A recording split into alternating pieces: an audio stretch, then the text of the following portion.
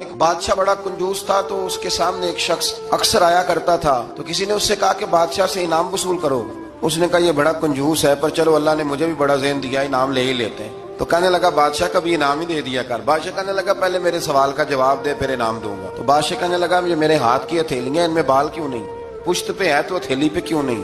اس نے بھی پھر کمال ہی جواب دیا۔ کہنے لگا آپ سخی بڑے ہیں، وہ دے دے کے نا بال سارے گھس گئے۔ بادشاہ کو بڑا ہی غصہ آیا، پتا تو اسے تھا نا میں کنجوس ہوں۔ غصے سے کے ساتھ کہنے لگا تو تیرے ہاتھوں میں کیوں نہیں بال؟ کہنے لگا بادشاہ تو نے دیا بڑا ہے تو میں نے لیا بڑا ہے، تیرے دے دے کے گھس گئے ہیں تو میرے لے لے کے گھس گئے ہیں۔ تو اس کو اور غصہ آیا، کہنے لگا تو یہ جو سارے بیٹھے ہیں تو ان کے ہاتھوں میں بال کیوں نہیں؟ کہنے لگا بادشاہ تو دیتا رہتا ہے، میں لیتا رہتا ہوں، تو یہ ہاتھ ملتے رہتے ہیں، ان کے مال مال کے گھس گئے۔